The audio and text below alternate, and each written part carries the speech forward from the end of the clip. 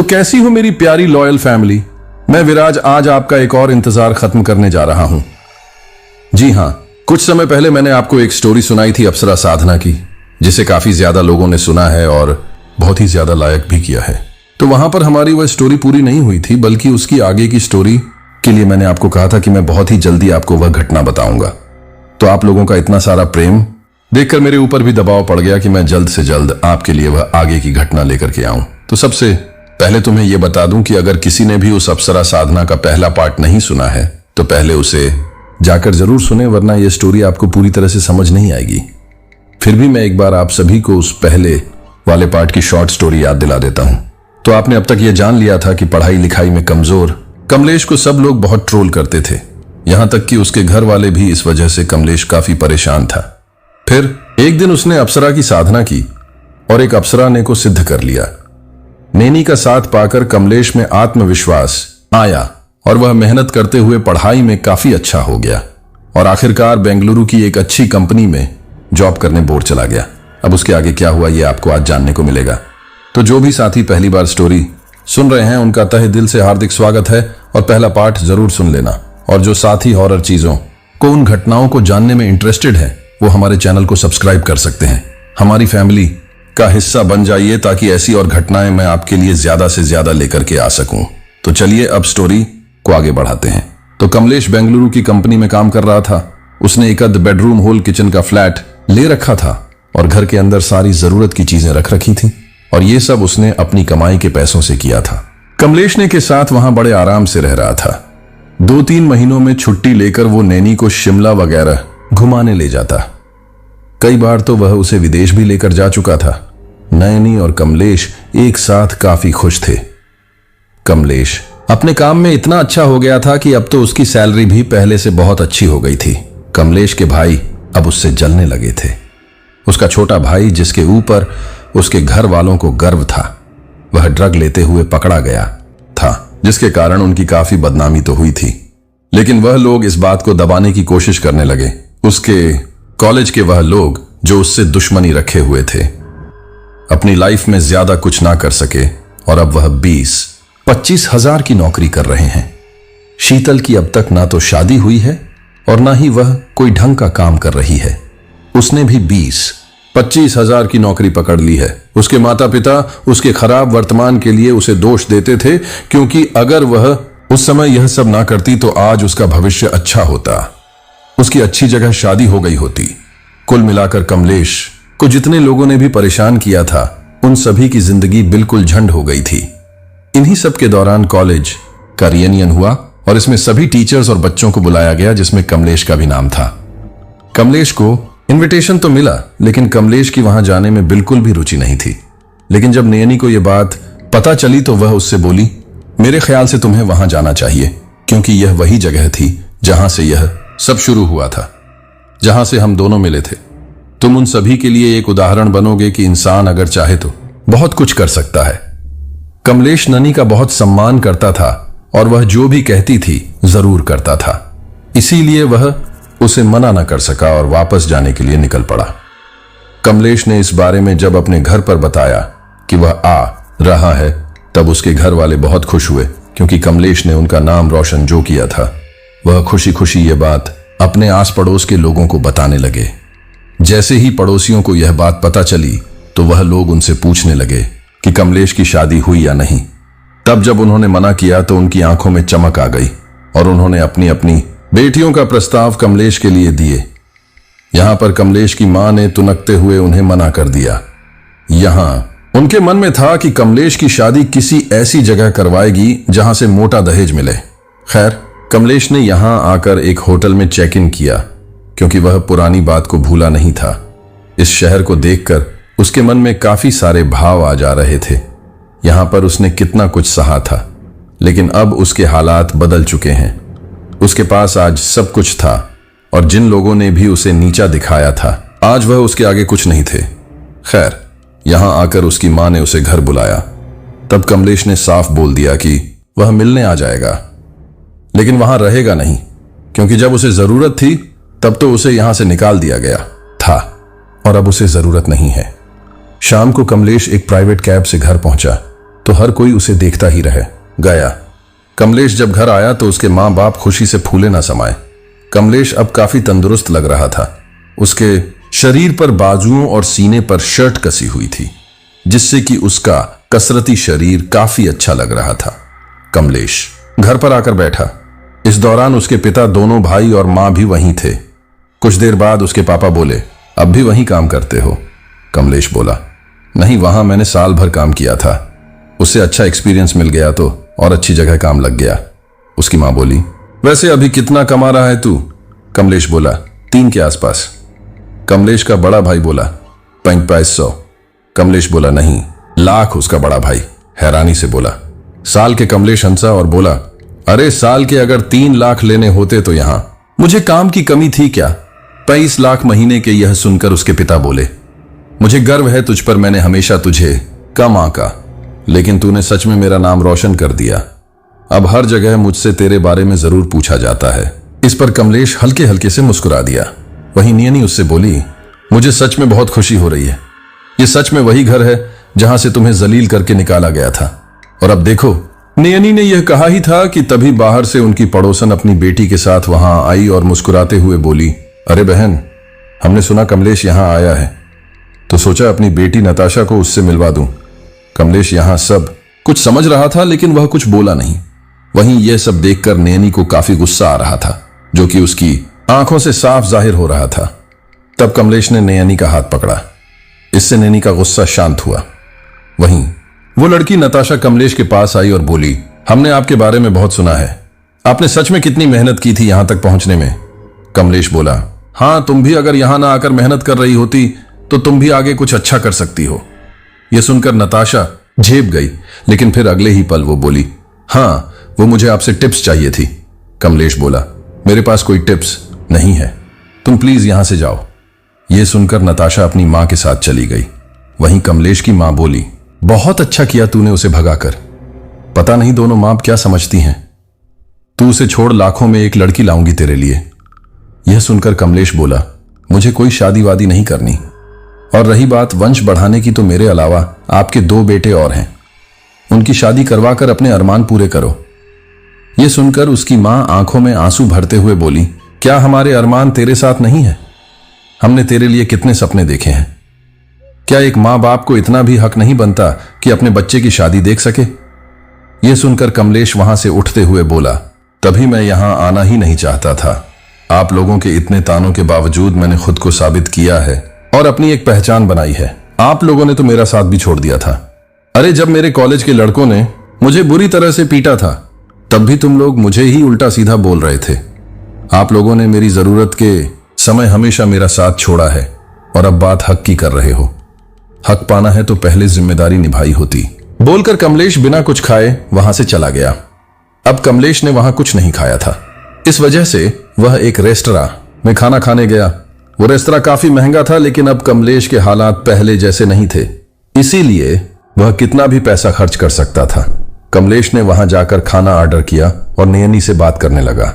कुछ देर बाद में बोली, कमलेश, तुम्हें शीतल याद है ना? कमलेश बोला, हां, लेकिन तुम अचानक से उसके बारे में बात क्यों कर रही हो? नयनी बोली, इस जगह पर कैशियर वही है, वो देखो वहां काउंटर पर। नैनी ने कहा तो कमलेश ने बिना शीतल की ओर देखे कहा, अरे तो क्या हो गया? पूरे एग्जाम में तो मेरे खिलाफ चाल चलने में लगे रहे और प्लेसमेंट के टाइम भी यही सब करते रहे, तो ऐसे में यही सब तो करेंगे। देखो, मुझे इनमें से किसी की लाइफ में क्या चल रहा है उससे कोई मतलब नहीं है। मैं बस तुम्हारे साथ बहुत खुश हूं और हमेशा तुम्हारे साथ ही रहना चाहता हूं। यह सुनकर नयनी मुस्कुरा दी। इतने में ही वेटर वहां खाना लेकर आया और कमलेश खाना खाने लगा। खाना खाने के बाद कमलेश ने काउंटर पर आकर जब बिल दिया तो शीतल उसे देखती ही रह गई। बिल लेते हुए शीतल उससे बोली, कैसे हो कमलेश, मुझे पहचाना? यह सुनकर कमलेश बोला, पहली बात, मैं यहां का कस्टमर हूं, तो तुम मुझे मेरे नाम से ना ही बुलाओ तो अच्छा है, और दूसरी बात, मुझसे फालतू में चेप होने की कोशिश मत करो। यह सुनकर शीतल कुछ ना बोल सकी। उसने जल्दी से कमलेश से बिल लिया और फिर कमलेश वहां से चला गया। शीतल को कमलेश पर काफी गुस्सा आ रहा था, लेकिन वह इसमें कुछ भी नहीं कर सकती थी। काम खत्म करके शीतल घर की ओर जाने लगी। इसी दौरान उसे विपुल का फोन आया। उसने कहा, कैसी हो शीतल? कल कॉलेज का रेनियन है, आ रही हो ना? तब शीतल बोली, हाँ आ तो रही हूं, लेकिन वहां पर वह कमलेश भी होगा। उसे देखकर मुझे बहुत गुस्सा आ रहा है, सच में। अभी वह मेरे होटल में आया। मैंने उससे उसका हालचाल पूछा, लेकिन उसने तो मुझे ही जलील कर दिया। यह सुनकर विपुल बोला, छोड़ो इस बात को, इस बारे में ज्यादा मत सोचो, क्योंकि तुम्हें पता ही है कि अगर तुमने ज्यादा हाथ पैर चलाया तो तुम्हारा अंजाम क्या होगा। कल रियन में आना, हमारे साथ के और भी लोग आएंगे। वहां अगर तुम्हें कोई अच्छा पैसे वाला मिल जाए तो उससे दोस्ती करके आगे की बात कर लेना। शीतल बोली, हां ये तुमने अच्छा आइडिया दिया। इसके बाद उसने फोन रखा और फिर घर की ओर बढ़ने लगी। लेकिन इस दौरान उसके मन में कमलेश को लेकर चिढ़ थी। अगले दिन सारे लोग कॉलेज रेनियन में पहुंचे। वहां सारे टीचर्स और बच्चे थे। उन्हीं में कमलेश भी आया था, जिसने एक महंगा सूट पहना हुआ था। सारे टीचर्स कमलेश की तारीफ कर रहे थे कि कमलेश पढ़ाई में कमजोर था और सब लोगों का साथ छोड़ने के बावजूद उसने पढ़ाई में झंडे गाड़ दिए थे।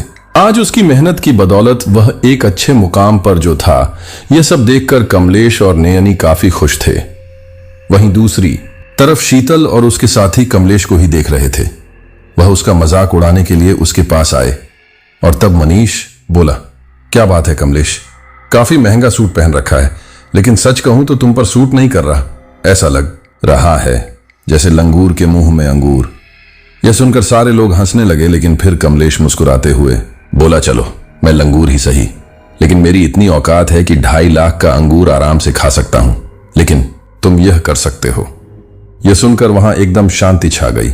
लेकिन फिर कमलेश ने उससे पूछा, वैसे मनीष तुम कितना कमा लेते हो? 300-400 जितनी तुम्हारी साल भर की तनख्वाह है ना, उतनी मेरी 1 महीने की है। इसी के साथ ही मैंने अलग अलग जो इन्वेस्ट करके रखा है ना, उससे मेरी सेविंग्स करोड़ों में है, जो कि मैंने अपने दम पर कमाए हैं। क्या तुम्हारे पास ऐसा कुछ है?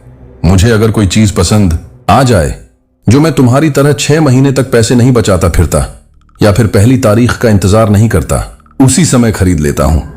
इतना ही नहीं, 3-4 बार तो विदेश जा चुका हूं, और तुमने तो विदेश हमेशा वर्ल्ड मैप में ही देखा होगा ना। यह सुनकर मनीष को काफी गुस्सा आया और तभी एक टीचर ने आकर कहा, मनीष तुम आज भी नहीं सुधरे। इन सब चक्करों की वजह से पहले ही अपना करियर खराब कर चुके हो। अब और क्या करके मानोगे? और तुम सभी बच्चे इस बात का हमेशा ध्यान रखना कि जिस लड़के का तुम इतना मजाक उड़ा रहे हो, उसमें और तुम में कितना फर्क है। इसलिए तुम इसका नहीं, खुद का मजाक उड़ा रहे हो। यह सुनकर कमलेश बोला, सर इन्हें बोलने दीजिए, क्योंकि ये सारे जो लुक्स के साथ नहीं पा सके, वो मैं बिना लुक्स के पा चुका हूं। जिस वजह से इन्हें जलन हो रही है, तो अपने मन को दिलासा दे रहे हैं, और कुछ नहीं। यह सब सुनकर सारे लोग शांत तो हो चुके थे, लेकिन उन्हें गुस्सा आ रहा था। कुछ लोग वहां से निकलकर बाहर आ गए। इस दौरान शीतल भी वहां से बाहर आ गई, और तब एक लड़के ने शीतल को देखकर कहा, अरे तुम तो शीतल हो ना? शीतल बोली, हां। और तुम धीरेंद्र ना? वह लड़का बोला, हां मैं धीरेंद्र हूं। शीतल बोली, तुम तो टॉपर हुआ करते थे ना, आजकल क्या कर रहे हो? धीरेंद्र बोला, बेंगलुरु की ही एक कंपनी में काम कर रहा हूं। शीतल प्रभावित होते हुए बोली, अरे वाह, मतलब काफी अच्छा कमा लेते कि तुम तो। धीरेंद्र बोला, हां साल का पैकेज अब 12 लाख के आसपास है, लेकिन अगर उस दिन कमलेश मेरे रास्ते में नहीं आया होता तो उसकी जगह मैं होता। यह सुनकर शीतल हैरानी से बोली, यह तुम क्या बोल रहे हो? इस कमलेश ने तुम्हारा मौका छीना? धीरेंद्र बोला, हां मैं टॉपर था, इसलिए यह मौका मुझे मिलना चाहिए था, लेकिन मिला उसे। असल में उस समय एक चीज हुई थी, और वो यह कि हम दोनों को ही एक साथ इंटरव्यू के लिए बुलाया गया था। और फिर धीरेंद्र उस समय हुई घटना को बताता है, जिसे मैं आपको उसी टाइम पीरियड में सुनाता हूं। कमलेश और धीरेंद्र दोनों ही एक साथ उस कमरे में जाते हैं। कंपनी के लोग उन दोनों की फाइल देखते हैं और फिर दोनों से सवाल जवाब शुरू करते हैं। दोनों ही उनके सवालों का जवाब बहुत सहजता से देते हैं। यहां धीरेंद्र को विश्वास था कि उसे ही यह जॉब मिलेगी, क्योंकि उसका प्रदर्शन शुरू से अब तक अच्छा था। वहीं कमलेश के ग्रेड तो अभी सुधरने शुरू हुए थे। कुछ देर बाद एक महिला बोली, मिस्टर धीरेंद्र, आपका प्रदर्शन हमेशा से ही बहुत अच्छा रहा है, जो कि काफी इंप्रेसिव है। वहीं मिस्टर कमलेश, आपका प्रदर्शन अभी अभी सुधरना शुरू हुआ है और कुछ ही समय में काफी सुधार आया है। क्या आपने चीटिंग की थी? यह सुनकर धीरेंद्र को हंसी आ गई। वहीं कमलेश बिल्कुल सामान्य तरीके से बोला, मैम मेरे ऊपर किसी को भरोसा नहीं था, यहां तक कि मेरे मां बाप को भी नहीं। मुझे कॉलेज के कुछ लोग बोली करते हैं। इसकी शिकायत जब मैंने सबसे की तो मेरी किसी ने नहीं सुनी, यहां तक कि मेरे मां बाप ने भी नहीं। यहां तक कि मेरे मां बाप ने तो मुझे घर से तक निकाल दिया था। तब मैंने सोच लिया था कि मेरे साथ कोई भी नहीं है, इसलिए मुझे इन सबको इग्नोर करके आगे बढ़ना होगा। फिर मैंने पार्ट टाइम जॉब के साथ अपनी पढ़ाई की, खुद को इतना झोंक दिया इन सब में कि किसी पर ध्यान नहीं दिया, और रिजल्ट आपके सामने है। यह सब सुनकर वे सारे लोग एक दूसरे का मुंह ताकने लगे। फिर एक शख्स जो कि उनका सीनियर था बोला, मिस्टर कमलेश, आपकी जर्नी काफी दिलचस्प है। आपने मुश्किल से मुश्किल समय में बहुत अच्छा प्रदर्शन किया है और हमारी कंपनी को यही चाहिए और हम चाहते हैं कि आप इस पोस्ट पर आए। यह सुनकर धीरेंद्र बोला, आई एम सॉरी सर, लेकिन इस जॉब के लिए मैं ज्यादा एलिजिबल रहूंगा क्योंकि मैं टॉपर रहा हूं। तब वह शख्स बोला, आपने पढ़ाई के साथ साथ कौन कौन से चैलेंजेस फेस किए हैं? देखिए मिस्टर धीरेंद्र, हमें ऐसा एम्प्लॉय नहीं चाहिए जो हर सिचुएशन में अच्छा प्रदर्शन करे, इसलिए हम इसके लिए कमलेश को चुनते हैं। आप भी काफी काबिल हैं, इसलिए हमारी कंपनी की इससे कम की पोस्ट के लिए चाहे तो इंटरव्यू दे सकते हैं। यह सुनकर धीरेंद्र गुस्से में बोला, मैं हमेशा से टॉपर रहा हूं, इसलिए इसके अंडर तो काम बिल्कुल नहीं करूंगा। बोलकर धीरेंद्र तेजी से वहां से चला गया। फिर धीरेंद्र ने शीतल को आगे कहा, मुझे उस समय बहुत गुस्सा आ रहा था। फिर बाद में मैंने दूसरी कंपनी के लिए इंटरव्यू दिया और उसमें सिलेक्ट हो गया, लेकिन इतनी अच्छी सैलरी नहीं थी उसमें। आज अगर मैं उस कंपनी में होता तो बहुत आगे निकल जाता। तब शीतल बोली, मैं समझ सकती हूं, इस कमलेश ने बहुत लोगों का कैरियर खाया है, पता नहीं अपने आप को समझता क्या है। वो अप्सरा इसके साथ है, तभी यह इतना उड़ रहा है। यह सुनकर धीरेंद्र हैरानी से बोला, अप्सरा? वो अप्सरा जो आर्षि मुनियों के टाइम पर होती थी? क्या मजाक है? शीतल बोली, अरे मजाक नहीं, सच है, तभी तो आज वह इस मुकाम पर है, वरना सोचो कि उसे यह सब कैसे मिल सकता है। हमने बहुत कोशिश की थी उस कमलेश से उस अप्सरा को छीनने की, लेकिन सब उल्टा हो गया हमारे साथ। आज उसी की वजह से हम इस हालत में हैं। यह सुनकर धीरेंद्र सोच में पड़ गया।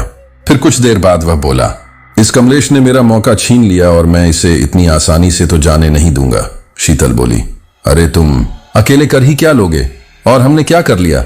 बेहतर यही होगा कि उससे दूर रहो और अपने काम में ही फोकस करो। धीरेंद्र ने इस पर कुछ नहीं कहा, लेकिन अब वह कमलेश से बदला लेना चाहता था और उसके लिए उसके दिमाग में एक योजना आई। कमलेश वहीं खड़ा था कि तभी धीरेंद्र उसके पास आया और बोला, तुमने सच में कमाल कर दिया कमलेश, आज तुम कहां से कहां पहुंच गए? इसका राज क्या है? कमलेश बोला, राज कुछ नहीं है, बस मेहनत करते रहो, सब मिल जाएगा। वैसे रात बहुत हो चुकी है, इसलिए अब मैं चलता हूं। बोलकर कमलेश वहां से चला गया। यह देखकर धीरेंद्र मन ही मन बड़बड़ाने लगा। यह चाहता है कि इसके अलावा कोई आगे ना बढ़ पाए, इसलिए मुझे बता नहीं रहा, लेकिन कोई बात नहीं, मैं इंटरनेट पर से इस बारे में पता करूंगा और फिर मैं भी अप्सरा को साध लूंगा। अगर इस जैसा इंसान यह कर सकता है तो मैं क्यों नहीं। यह सोचकर धीरेंद्र वापस घर आ गया और अब वह इस बारे में इंटरनेट पर से जानकारी इकट्ठी करने लगा। पूरी रात उसने यह सब किया और फिर उसने इस जानकारी के आधार पर अप्सरा साधना करने का सोचा। साधना में बताए गए तरीके से उसने साधना करना शुरू की, लेकिन यहां धीरेंद्र ने यह सबसे बड़ी गलती कर दी थी। वहीं दूसरी तरफ अगले दिन कमलेश भी वापस जाने की तैयारी करने लगा था। जाने से पहले उसने सोचा कि एक बार घर वालों से मिल लिया जाए। यही सोचकर कमलेश घर आया। यहां उसने सुना उसकी मां उसके पिता से बोल रही थी, मैं कुछ नहीं जानती, बस आप कमलेश से इस बारे में बात कीजिए। वो हमारा बेटा है और मैंने लड़की वालों को जुबान दी है। उसके पिता बोले, और इसकी एवज में कितना दहेज लेने की डिमांड की है? उसकी मां बोली, इससे आपको क्या, हमने उसे पाल पस कर इतना बड़ा किया है, पढ़ाया लिखाया है, तो थोड़ा दहेज ले लिया तो क्या गलत किया? यह सब क्या मैं अपने लिए कर रही हूं? उसके पिता बोले, हमने उसे पढ़ा लिखा कर कोई एहसान नहीं किया, बल्कि अपना फर्ज अदा किया है। हमारी औलाद है वो, हमारे तुम्हारे माँ बाप ने भी एहसान दिखाने के लिए हमें पाल पस कर बड़ा नहीं किया। कमलेश का बड़ा भाई बोला। माँ गलत क्या बोल रही है? वो इतना कमाता है और उसे इतना पढ़ाने लिखाने के बावजूद वो महीने के 400 हमें देखकर अपनी जिम्मेदारी से मुक्त हो जाता है। उसके पिता बोले, तू तो वह भी नहीं देता। देखो भाग्यवान, हमने जो उसके साथ किया उसकी वजह से वह पहले ही हमसे दूर हो चुका है। अब उसे और दूर मत करो। अब कमलेश से रहा नहीं गया और वह सीधे घर के अंदर चला आया और बोला, मुझे लगा था कि आपको अपने बेटे की फिक्र है, लेकिन नहीं, आपको तो बस पैसों से मतलब है। अगर आप मतलबी हो सकती हैं तो मैं भी हो सकता हूं। आज के बाद मेरा आपका रिश्ता खत्म। मैंने इतना सब होने के बावजूद अपना बेटे होने का फर्ज निभाया, लेकिन आप आज तक मेरी मां नहीं बन पाई। आज के बाद मैं आपको कोई पैसे नहीं भेजने वाला, और रही बात शादी की तो वह भी नहीं करने वाला। अब इससे पहले कि कोई कुछ बोलता, कमलेश तेजी से वहां से चला गया। वहीं अब कमलेश की मां काफी परेशान हो गई थी। कमलेश वहां से निकलकर एयरपोर्ट आया और बेंगलुरु के लिए निकल पड़ा। सफर के दौरान मैं उससे बोली, मुझे पता है कि तुम्हारे घर वाले तुम्हारी शादी करवाना चाहते हैं। तुम मुझे बताओ कि तुम्हारी क्या इच्छा है? कमलेश बोला, मेरी इच्छा शादी करने की नहीं है, मैं तुम्हारे साथ रहना चाहता हूं बस। नियनी बोली। कमलेश, एक समय के बाद जब तुम काफी बूढ़े हो जाओगे तब तुम्हारी देखरेख के लिए कोई चाहिए होगा, और अगर तुम शादी नहीं करोगे तो तुम्हारी संतान कैसे होगी? क्या तुम संतान सुख से वंचित रहना चाहते हो? देखो, अगर तुम ये सब मेरे दबाव में आकर कर रहे हो तो तुम मुझे बता सकते हो। तुम पहले ऐसे इंसान हो जिसने कि किसी अप्सरा को इतना प्रभावित किया है, तो मैं तुम्हें कोई नुकसान नहीं पहुंचाऊंगी। कमलेश बोला, नैनी, पहली बात, मैं तुमसे डरता नहीं हूं, बल्कि तहे दिल से तुम्हारा सम्मान करता हूं। तुम मेरे लिए किसी देवी की तरह पूजनीय हो, और मुझे पता है कि अगर मुझसे कोई गलती हो भी गई तो तुम मुझे माफ कर दोगी। इसलिए डर वाली बात नहीं है। मुझे शादी वादी की भी कोई इच्छा नहीं है। पता नहीं क्यों मेरा मन इस संसार से भी लगभग उब चुका है, इसीलिए इन सब की कोई गुंजाइश ही नहीं है। अगर भविष्य में कभी मेरा इस तरह का इरादा होगा तो सबसे पहले मैं तुम्हें ही तो बताऊंगा ना। यह सुनकर नयनी मुस्कुरा दी, क्योंकि कमलेश बिल्कुल सच बोल रहा था। वहीं दूसरी तरफ धीरेंद्र ने भी अप्सरा साधना पूरी कर ली थी, लेकिन उसे कोई अप्सरा दिखाई नहीं दी। यह सब देखकर उसे काफी गुस्सा आया और उसने गुस्से में जाकर शीतल से कहा, यह सब बिल्कुल बकवास है। उस कमलेश की सफलता के पीछे कुछ और ही चक्कर है। तुमने मेरा समय खराब करवा दिया।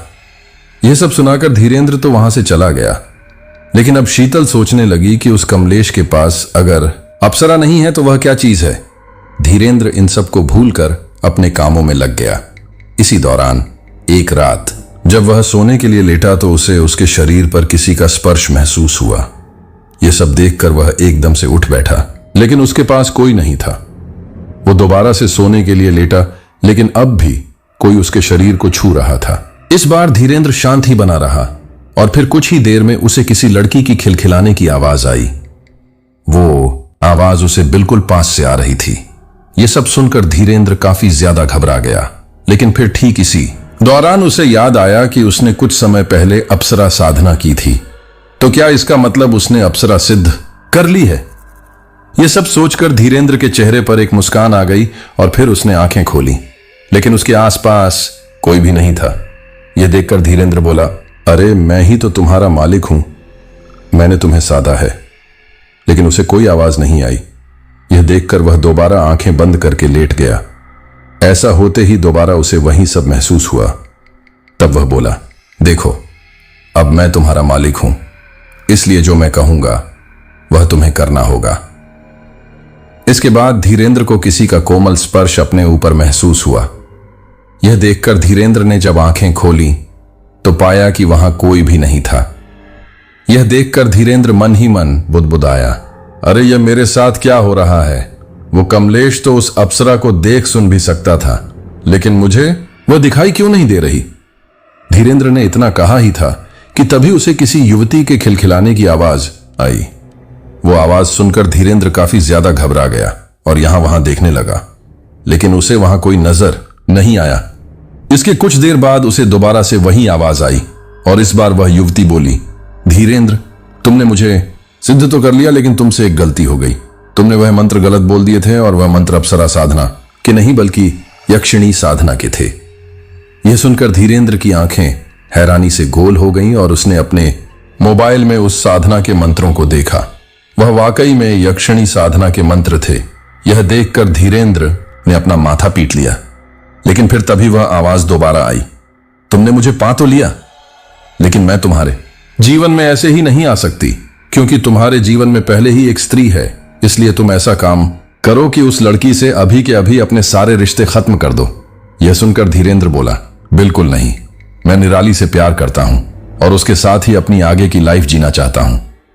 यह सुनकर वह युवती गुस्से में बोली, मैं तुमसे पूछ नहीं रही हूं बल्कि तुम्हें बता रही हूं कि तुम्हें यह करना है, और अगर तुमने यह बात नहीं मानी तो फिर इसके आगे जो होगा उसके जिम्मेदार तुम खुद होगे। लेकिन धीरेंद्र अपनी बात पर अड़ा रहा। इन सब से उस यक्षिणी को काफी गुस्सा आया और उसके बाद वह बिना कुछ बोले वहां से चली गई। दूसरी तरफ निराली उस समय अपने कमरे में बैठकर लैपटॉप पर काम कर रही थी। इसी दौरान लैपटॉप की स्क्रीन पर एक भयानक चेहरा उभरा। उस चेहरे को देखकर निराली काफी ज्यादा घबरा गई और पीछे जा हटी। इसी दौरान वह चेहरा धीरे धीरे करके उस लैपटॉप से बाहर की ओर आने लगा और देखते ही देखते उस लैपटॉप से एक पूरी ही महिला की आकृति बाहर आ गई। निराली इन सब से डर के चीखने लगी, लेकिन ठीक इसी दौरान वह आकृति निराली के चेहरे के एकदम पास आई और बोली, धीरेंद्र ने मुझे सिद्ध कर लिया है, इसलिए तुम्हें उसके जीवन से जाना होगा। तुम अभी के अभी धीरेंद्र को छोड़ दो, वरना अंजाम बुरा होगा। इन सब से निराली काफी ज्यादा घबरा गई और बोली, आप जैसा कहोगी मैं करूंगी, लेकिन तुम प्लीज मुझे कुछ मत करना। इसके बाद निराली ने अपना फोन उठाया और फिर सीधे धीरेंद्र को फोन किया और कहा, तुम्हारे और मेरे बीच में अब सब खत्म हो गया है, आज के बाद मुझे फोन मत करना। बोलकर निराली ने फोन काट दिया।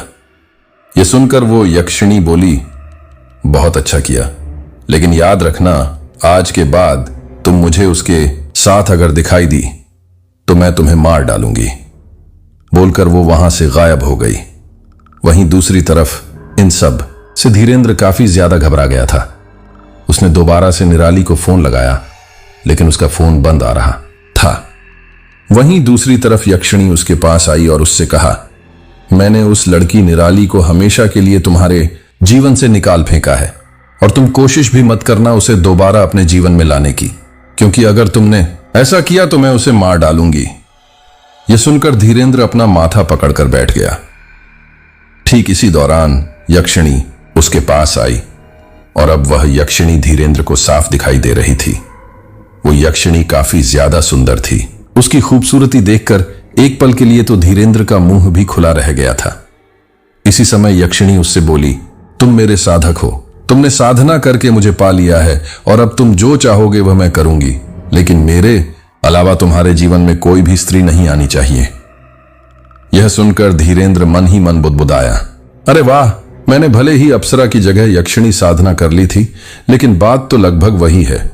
अब मैं इस यक्षिणी से अपनी मुराद पूरी करवाऊंगा। उसके बाद धीरेंद्र बोला, मुझे 8 लाख चाहिए, क्या तुम मुझे वह दे सकती हो? यक्षिणी बोली, क्यों नहीं, मेरे लिए कुछ भी नामुमकिन नहीं है। उसके बाद वह यक्षिणी वहां से गायब हो गई। धीरेंद्र ने उसका काफी इंतजार किया, लेकिन वह वापस नहीं आई।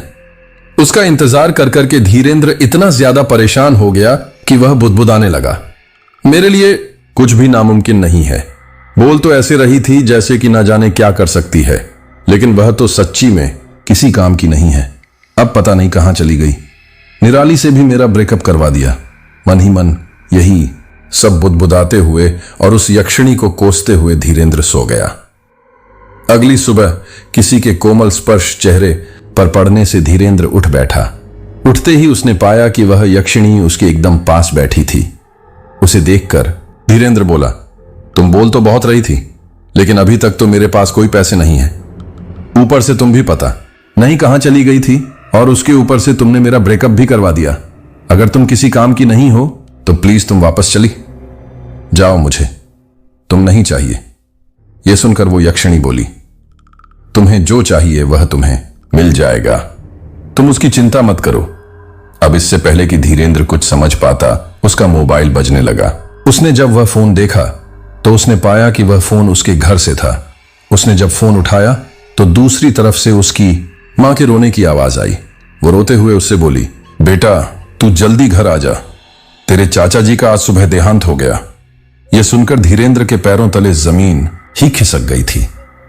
धीरेंद्र के चाचा धीरेंद्र को काफी मानते थे।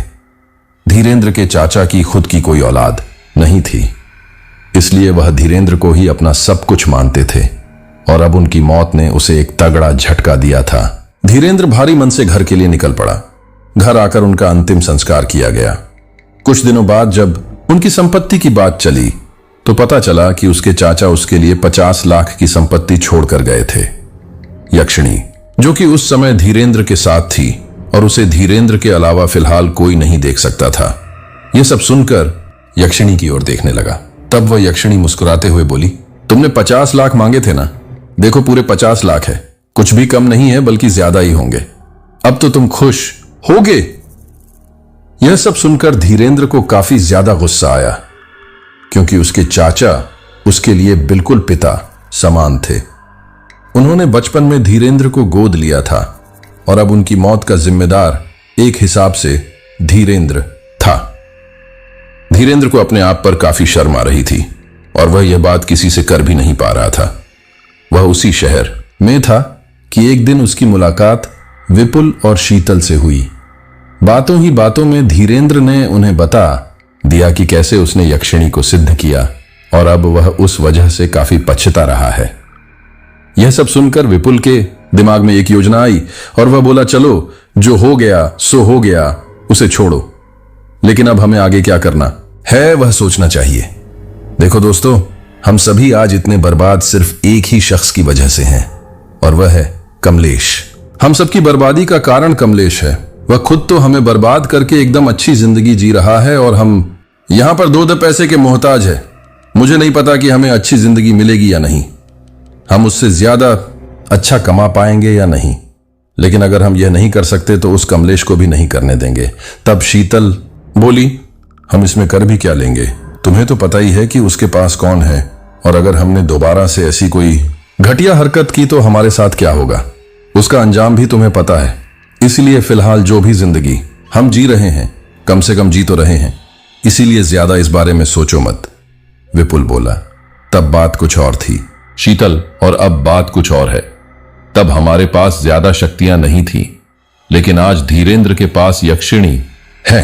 हम सबको मिलकर एक बहुत बड़ा प्लान बनाना पड़ेगा और उसमें उस कमलेश को फंसाना पड़ेगा, और एक बार कमलेश हमारे जाल में फंस गया उसके बाद तो बस हमारा काम हो गया। धीरेंद्र बोला, लेकिन हम करेंगे क्या, वह तो बताओ। इसके बाद विपुल ने जो उसे बताया वह सुनकर उन सभी की आंखों में चमक आ गई। इन सब के बाद धीरेंद्र वापस बेंगलुरु आ गया और फिर उसने एक रोज कमलेश को फोन किया और कहा, पता नहीं कमलेश मुझे तुम्हें बताना चाहिए या नहीं, लेकिन मैं बहुत परेशान हूं। अब यहां पर मेरे साथ का कोई नहीं है और एक तुम ही हो जिसे मैं कॉलेज के समय से जानता हूं, इसलिए मैं तुमसे अपना दर्द बांटना चाहता हूं। दरअसल मैं अपनी लाइफ में थोड़ा सक्सेसफुल होना चाहता था। तुम्हें तो पता ही है आजकल कंपटीशन कितना ज्यादा बढ़ गया है और उसके लिए कुछ तो अलग करना ही पड़ता है। ऐसा नहीं है कि मैं मेहनत नहीं कर रहा था, लेकिन फिर भी मेरी मेहनत का फल मुझे ज्यादा नहीं मिल पाता। मेरे सीनियर इसका क्रेडिट ले जाते थे, इसलिए मैंने इंटरनेट पर अप्सरा साधना के बारे में पढ़ा। मैंने सोचा था कि अप्सरा को सिद्ध करके मैं आराम से वह पालूंगा, लेकिन पता नहीं मेरे साथ कुछ गलत ही हो गया। मैंने गलती से अप्सरा की जगह यक्षिणी साधना कर ली और मैं उस वजह से काफी परेशान हो रहा हूं। मुझे कुछ मिला तो नहीं, लेकिन मेरा चला जरूर गया। तब कमलेश बोला, देखो धीरेंद्र, अप्सरा या दुनिया की कोई भी शक्ति तुम्हें कुछ भी पाने में तुम्हारी सहायता नहीं करेगी। मेहनत तो तुम्हें खुद ही करनी पड़ेगी। और जहां तक बात रही अप्सरा की, तो याद रखो वह तुम्हें कुछ दे नहीं पाएंगी। हाँ, लेकिन वह तुम्हारा साथ जरूर दे सकती है, वह भी तब जब तुम्हें उसकी सबसे ज्यादा जरूरत है। लेकिन मेहनत तो तुम्हें खुद ही करनी पड़ेगी। और हाँ, अप्सरा उस लिए भी नहीं है जो तुम सोच रहे हो। वह तुम्हारे लिए बिल्कुल देवी की तरह पूजनीय होनी चाहिए। उनके लिए तुम्हें दिल से सम्मान करना होगा, ना कि वह तुम्हारी गुलाम है। अगर तुमने उसे सिद्ध कर लिया है तो अच्छी बात है, लेकिन तुम्हें अपने मन से सारे बुरे ख्याल निकालने होंगे। उनका सम्मान करो तभी बात बनेगी। धीरेंद्र बोला, यह तो तुमने सही कहा, लेकिन मुझे नहीं पता कि यह क्या है क्या नहीं, इसलिए क्या तुम इसमें मेरी मदद कर सकते हो? कमलेश बोला, जैसा कि तुमने कहा कि वह अप्सरा नहीं बल्कि यक्षिणी है। देखो धीरेंद्र, स्त्री चाहे किसी भी रूप में क्यों ना हो, हर रूप में पूजनीय है। इसलिए तुम उनका दिल से सम्मान करो और तुम्हें जो भी चाहिए तुम उनसे डायरेक्टली बात करो। तुम अपनी मेहनत से वह मुकाम हासिल कर लोगे अगर वह तुम्हारे साथ बनी रहेगी। तो धीरेंद्र बोला, तुम्हारी बात सही है, लेकिन क्या हम इस बारे में आमने सामने बात कर सकते हैं? इसके लिए कमलेश मान गया, क्योंकि उसे इसमें कुछ भी गलत नहीं लग रहा था। वहीं नयनी ने भी इसमें उसे बिल्कुल नहीं रोका। अगले हफ्ते धीरेंद्र और कमलेश धीरेंद्र के घर पर मिले। धीरेंद्र काफी ज्यादा अजीब दिखाई दे रहा था। आंखों के नीचे काले गड्ढे आ चुके थे, दाढ़ी काफी ज्यादा बढ़ चुकी थी। उसे देखकर कमलेश ने उससे कहा, यह तुमने अपना क्या हाल बना रखा है? तब धीरेंद्र ने उसे रोते हुए सारी बात बताई। उसने कहा, मैं चाचा जी के बेहद करीब था, लेकिन मैंने उस यक्षिणी से 50 लाख मांगकर अपने पैरों पर खुद ही कुल्हाड़ी मार ली। आज मेरे चाचा जी मेरे पास नहीं है, उनकी मौत का जिम्मेदार मैं ही हूं। मैं अपने आप को कभी माफ नहीं कर पाऊंगा। मुझे बहुत बुरा लग रहा है कि आखिर क्यों मैंने यह साधना की। क्या होता ज्यादा से ज्यादा मैं अपनी लाइफ में जैसा करता हूं वैसे ही करता। तब कमलेश ने उससे कहा, जो हो गया उसे बदला नहीं जा सकता, लेकिन अब आगे क्या करना है वह सोचो। अब तुम्हारे चाचा जी तो नहीं आ पाएंगे, लेकिन अगर तुम्हें आगे ढंग से रहना है तो या तो इस यक्षिणी के साथ एकदम अच्छे से रहो या फिर इसका त्याग करो। धीरेंद्र बोला, मैं इसका हमेशा हमेशा के लिए त्याग करना चाहता, लेकिन यहां धीरेंद्र ने जो धागा बांधा था उसकी वजह से नियनी उसे छू तक नहीं पा रही थी। नियनी ने कमलेश की जैविक ऊर्जा को भांपने की भी बहुत कोशिश की, लेकिन कुछ फायदा नहीं हुआ। वहीं इन सब से नव्या काफी दुखी थी, क्योंकि वह कमलेश को पसंद करती थी और बिना किसी बात के कमलेश को ऐसी सजा मिली। नव्या ने अपने परिवार वालों से इस बारे में दोबारा बात की, लेकिन उन लोगों ने अब नव्या को मारना पीटना भी शुरू कर दिया था। नयनी ने कमलेश को ढूंढने की बहुत कोशिश की, लेकिन वह उसे नहीं मिला। थक हार कर वह धीरेंद्र के घर आ गई, क्योंकि उसे पता था कि सिर्फ वही कमलेश के बारे में जानता है और अब वह इस मौके के इंतजार में थी कब उसके हाथ से वह धागा निकले। इन्हीं सब के दौरान एक रात जब नव्या रसोई में पानी लेने गई, तब उसने धीरेंद्र को किसी से फोन पर बात करते हुए सुना। अरे पड़ा रहने दे उसे, वहीं उसके हाथ में जो धागा बांधा है उसकी वजह से वह अप्सरा उसे कभी खोज भी नहीं पाएगी और कुछ ही समय में यह कमलेश भी ब्रेन डेड होकर मर जाएगा। यह सुनकर नव्या काफी ज्यादा घबरा गई, और लेकिन उसके मन में यह उम्मीद भी थी कि शायद कमलेश बच जाए। यही सब सोचते हुए नव्या की नजर अपनी कलाई पर पड़ी तो उसे याद आया कि धीरेंद्र ने उस दिन यह धागा उसे बांधा था, तो शायद यह उस अप्सरा को दूर रखने के लिए है। यही सब सोचकर नव्या अपने कमरे में आई और बोली, अप्सरा जी, आप सच में यहां हो तो प्लीज कमलेश को बचाने में मेरी मदद करो। बोलकर नव्या ने वह धागा उतार दिया। इसके अगले ही पल ने उससे बोली, बहुत बहुत शुक्रिया नव्या, मुझे पता है कि तुम्हारे इरादे गलत नहीं है, इसलिए तुम मेरी मदद कर रही हो। नव्या बोली, जी आप कुछ भी करके उन्हें बचा लीजिए, वह अच्छे और नेक इंसान हैं। नयनी बोली, बचा तो मैं लूं, लेकिन मैं उसकी ऊर्जा को भांप नहीं पा रही। कमलेश, कहां है? यह सिर्फ तुम्हारा भाई बता सकता है, तो क्या तुम इसमें मेरी मदद कर सकती हो? यह सुनकर नव्या कुछ सोचते हुए बोली, है भैया से उन्हें बिना पता चले उगलवाना पड़ेगा, ताकि हम उनका पता लगने के बाद उन तक पहुंचकर उन्हें ठीक कर पाएं। और वह कैसे, वो मुझे पता है।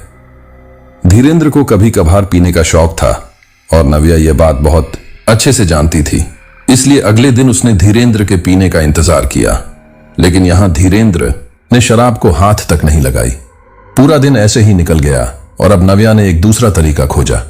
अगले दिन जाकर उसने नशे की दवाई खरीदी और रात के खाने में वह दवा मिला दी। नव्या के पूरे परिवार ने खाना खाया, लेकिन नव्या ने पेट खराब का बोलकर अपने लिए अलग से खिचड़ी बना ली। खाना खाने के कुछ देर बाद उन सब लोगों का सिर घूमने लगा और उनके मम्मी पापा तो जाकर सो गए। यहीं इसी दौरान धीरेंद्र भी अपने कमरे में आकर लेट गया। नशा धीरे धीरे उसके ऊपर हावी हो रहा था और आखिर में वह समय भी आया जब धीरेंद्र पूरी तरह से नशे की आगोश में आ गया। इसी दौरान नव्या कमरे में आई और धीरेंद्र के हाथ में बंधा वो धागा उतार कर फेंक दिया। फिर वह नैनी से बोली, अब हम इनसे सब पूछ सकते हैं। रुको, मैं कमलेश जी के बारे में इनसे पूछती हूं। भैया, कमलेश जी कहां हैं? लेकिन धीरेंद्र ने उसकी बात का कोई जवाब नहीं दिया। वह बस एक तक छत को ही घूर रहा था। यह देखकर नैनी गुस्से में बोली, यह ऐसे नहीं बताएगा। और बोलकर वह धीरेंद्र को उठाकर मारने लगी। लेकिन धीरेंद्र के ऊपर इसका असर ही नहीं पड़ा। तब नव्या बोली, आप शांति रखिए, मैं दोबारा पूछती हूं। बोलकर उसने दोबारा से पूछा। इस बार धीरेंद्र ने लड़खड़ाती जुबान से कुछ बोला। नव्या ऐसे ही पूछती रही और फिर आखिरकार धीरेंद्र ने उसे सब कुछ बात ही दिया। उसने बताया कि उन लोगों ने कमलेश को कहीं सुनसान जगह पर फेंक दिया था। कुछ लोगों ने उसे अस्पताल पहुंचा दिया था। वह अभी सरकारी अस्पताल में है लेकिन बेहोश है। उसने बताया कि धीरेंद्र ने उसे डेली थोड़ा थोड़ा करके स्नो पॉइजन दिया था, जिस वजह से उसका असर कमलेश के दिमाग पर हुआ है और वह फिलहाल कोमा में है। यह सब सुनकर नव्या और नयनी काफी ज्यादा घबरा गए। उन दोनों ने धीरेंद्र से उस अस्पताल का नाम लिया और फिर उसी समय नव्या और नयनी कमलेश के पास जाने के लिए निकल पड़े। उस अस्पताल में आकर पूछताछ करने पर नव्या को आखिरकार कमलेश का पता चल गया। नव्या और नयनी जब कमलेश के पास पहुंचे तो उन्होंने पाया कि कमलेश बिस्तर पर लेटा हुआ था। नव्या दौड़कर उसके पास आई और उसके हाथ में बंधा वह धागा खोल दिया। इसी के साथ ही नैनी ने कमलेश के पास जाकर उसे उठाने की कोशिश की, लेकिन कमलेश उठ ही नहीं रहा था। यह देखकर नैनी ने अपने दोनों हाथ उसके गालों पर रखे और आंखें बंद कर ली। कुछ देर बाद नैनी ने जब आंखें खोली तो उसके चेहरे पर निराशा के भाव थे। यह देखकर नव्या बोली, क्या बात है, आप इतनी परेशान क्यों लग रही हो? कमलेश जी उठे क्यों? नहीं, नैनी बोली, अब बात मेरे हाथों से निकल चुकी है। नव्या, कमलेश का दिमाग उसका साथ नहीं दे रहा है। उसके शरीर के साथ उसका संपर्क लगभग कट सा गया है और अगर ऐसा ही रहा तो कमलेश नहीं बचेगा। यह सुनकर नव्या काफी ज्यादा घबरा गई और वह बोली, कोई तो तरीका होगा ना जिससे हम इन्हें बचा पाए। मेरे भाई के किए की सजा इन्हें नहीं मिलनी चाहिए। यह सुनकर नयनी बोली, एक रास्ता है। मुझे कमलेश के दिमाग के अंदर जाना होगा और वहां पर क्षतिग्रस्त हो गए दिमाग के उन हिस्सों को ठीक करना होगा, लेकिन इन सब में समय लगेगा और उसके बाद भी हम कह नहीं सकते कि हमें इसमें कामयाबी मिलेगी या नहीं। यह सुनकर नव्या हैरानी से बोली, लेकिन क्यों? आपके पास तो बहुत सारी शक्ति है, तो आप उनसे जो चाहे वह कर सकती हैं। नयनी बोली, कोई भी शक्ति किसी भी इंसान पर तभी ऐसे हावी हो सकती है जब उसका दिमाग कमजोर हो, उसकी इच्छा शक्ति कमजोर हो। लेकिन यहां कमलेश के साथ ऐसा नहीं है। कमलेश की इच्छा शक्ति काफी ज्यादा मजबूत है और उसकी इच्छा शक्ति के आगे मैं बिना उसकी मर्जी के उसके ऊपर काबू इतनी आसानी से नहीं कर सकती, लेकिन मैं सिर्फ कोशिश ही कर सकती हूं। नव्या बोली, आप कोशिश करिए, हो सकता है कि हमें इसमें सफलता मिल जाए। नयनी बोली, ठीक है, लेकिन तुम्हें इस बात का ध्यान भी रखना होगा कि थोड़े ही समय में तुम्हारे भाई को भी दोबारा से होश आ जाएगा और जब वह तुम्हें घर पर नहीं पाएगा तो दौड़कर यहीं आएगा। तो उस समय मैं तुम्हारी कोई मदद नहीं कर पाऊंगी, लेकिन हां, वह जरूर कमलेश को भी नुकसान पहुंचाने की कोशिश करेगा और मैं उस समय भी कुछ नहीं कर पाऊंगी। नव्या बोली, आप इन्हें बचा लीजिए, बाकी का काम मैं देख लूंगी। अगर मुझे उनकी जान बचाने के लिए अपने भाई और अपने परिवार के खिलाफ भी जाना पड़ा तो मैं वह भी करने को तैयार हूं। नव्या का आश्वासन पाकर नयनी ने कमलेश की ओर देखा और फिर कहा, मैं आ रही हूं कमलेश। इसके बाद नयनी ने कमलेश के हाथ पकड़े और फिर अपनी आंखें बंद कर ली। कुछ ही देर में नैनी ने जब अपनी आंखें खोली तो वह एक पत्थर के टीले के ऊपर मौजूद थी। उस पत्थर के टीले के चारों ओर आग का लावा बह रहा था। यह सब देखकर नैनी मन ही मन बुदबुदाई, जैसा कि मुझे डर था वही हो रहा है। कमलेश ने अपने तक पहुंचने के सारे रास्ते बहुत ही मुश्किल भरे कर रखे हैं। मेरा उस तक पहुंचना काफी मुश्किल हो जाएगा, लेकिन मुझे यह करना ही होगा। नव्या वहां अपना काम कर रही है। अब यहां से आगे का रास्ता मुझे खुद ही तय करना होगा। नैनी जैसे ही उस आग के पास पहुंचती, वो आग और बढ़ जाती। उस आग की तपन नैनी को झुलसाने लगी थी, लेकिन अप्सरा होने के कारण उसे ज्यादा फर्क नहीं पड़ रहा था।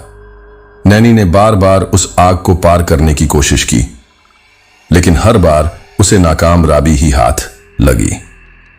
इन सब से नैनी काफी ज्यादा परेशान हो गई।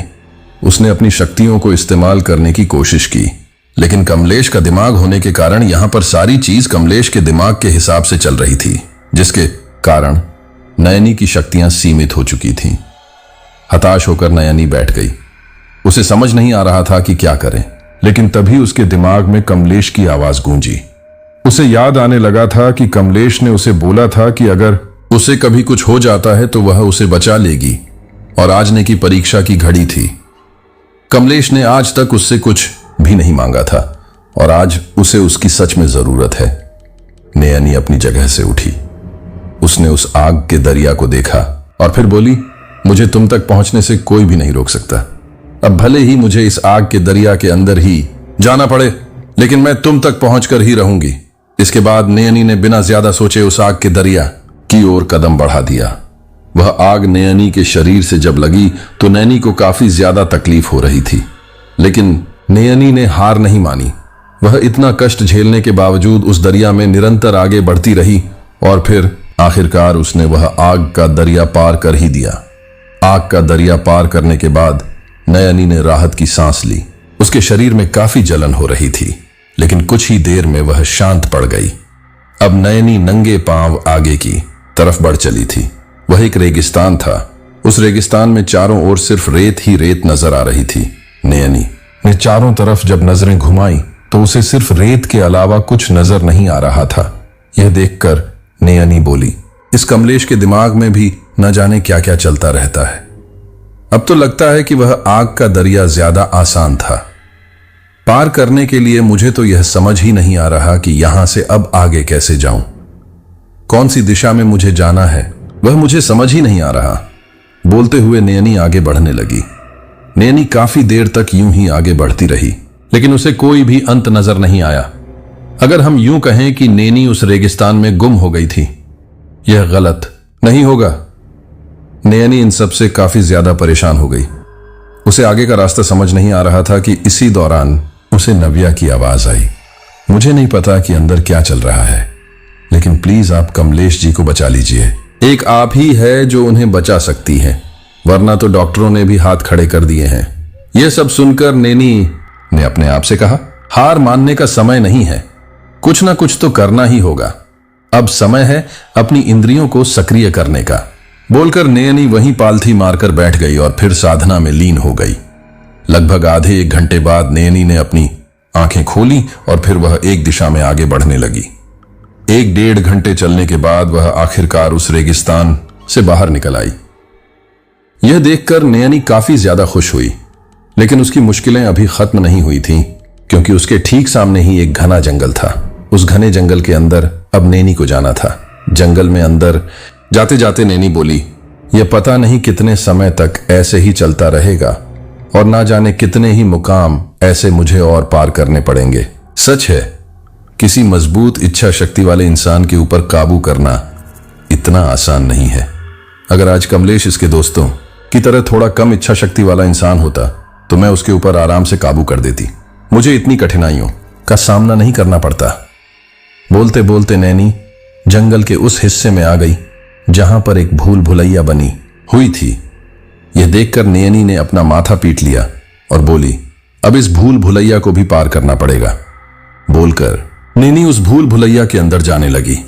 अंदर आकर ने सोचा कि वह अपनी शक्तियों से ऊपर की ओर जाएगी और फिर वहां से जाने का रास्ता पता कर लेंगी, लेकिन यहां जो उसने सोचा था वैसा कुछ भी नहीं हुआ। नैनी के अंदर जाते ही उस भूल भुलैया की दीवार लंबी होती चली गई और देखते ही देखते वह इतनी ऊंची हो गई कि नैनी उसे देख तक नहीं पा रही थी। यह देखकर नैनी बड़बड़ाई, मैंने यह सोच भी कैसे लिया कि यहां पर कुछ भी सामान्य होगा। यह कमलेश का दिमाग है और यहां से पार पाना इतना आसान नहीं होगा। अब मुझे यहां से अपनी शक्तियों से नहीं बल्कि अपने दिमाग से आगे बढ़ना होगा। बोलकर नैनी उस भूल भुलैया में आगे बढ़ने लगी। काफी देर तक भटकने के बाद भी जब नैनी वहां से बाहर नहीं निकल पाई तब वह काफी दुखी हुई। ठीक इसी दौरान उसे कुछ याद आया। नैनी को याद आता है कि कुछ समय पहले जब कमलेश उसे एक दूसरे देश में घुमाने लेकर गया था, उस जगह को देखकर नैनी हैरानी से बोली, यह कौन सी जगह है? यहां पर सब लोगों की भाषा कुछ अलग है। कमलेश बोला, यह इंग्लैंड है नैनी, और आज मैं तुम्हें लेकर एक ऐसी खतरनाक जगह पर ले जाऊंगा कि तुम बहुत खुश हो जाओगी। लेकिन तुम्हें थोड़ा डर भी लगेगा, लेकिन तुम डरना मत, मैं हूं ना तुम्हारे साथ। इसके बाद कमलेश नैनी को लेकर इंग्लैंड के लॉन्ग लीट भूल भुलैया में गया। वहां आकर ने बोली, हम यहां आ तो गए हैं, लेकिन हम यहां से बाहर कैसे निकलेंगे, क्योंकि यहां तो सारे रास्ते एक जैसे हैं। एक काम करते हैं, क्यों ना मैं अपनी शक्तियों का इस्तेमाल करूं? कमलेश बोला, अगर तुम शक्तियों का इस्तेमाल करोगी तो फिर हम यहां का मजा कैसे लेंगे? देखो, हमें यहां से अपने आप से बाहर निकलने की कोशिश करनी पड़ेगी, और अगर तुम्हें डर लगे तो फिर तुम मुझे बताना, क्योंकि मुझे पता है किसी भी भूल भुलैया से बाहर कैसे निकलना है। नैनी हैरानी से बोली, क्या बात कर रहे हो? मतलब तुम किसी भी भूल भुलैया से बाहर निकल सकते हो? बड़ी आसानी से, कमलेश बोला। बड़ी आसानी से तो नहीं, लेकिन निकल तो जाऊंगा ही, क्योंकि भूल भुलैया से बाहर निकलने की टेक्निक होती है। देखो, जब भी कोई भी भूल भुलैया क्यों ना हो, हमेशा स्टार्टिंग में उसमें दाईं ओर मुड़ो और लास्ट तक दाईं ओर ही मुड़ते रहो। इससे तुम बहुत ही आसानी से भूल भुलैया से बाहर निकल जाओगे। अब देखो, मैंने शुरुआत से ही दाएं ओर अपना हाथ रखा हुआ है, इसलिए हम सही जा रहे हैं। इसके बाद कमलेश और नैनी कुछ ही देर में उस भूल भुलैया से बाहर निकल आए। अब नैनी अपने ख्यालों से वर्तमान समय में वापस आ चुकी थी। वह उठ खड़ी हुई और बोली, मुझे आगे का रास्ता भले ही नहीं पता, लेकिन मैं यहां से वहां पर जा सकती हूं जहां से यह भूल भुलैया शुरू हुई थी। इसके बाद नैनी ने अपनी शक्तियों का इस्तेमाल किया और फिर उस भूल भुलैया के शुरुआत में आ गई।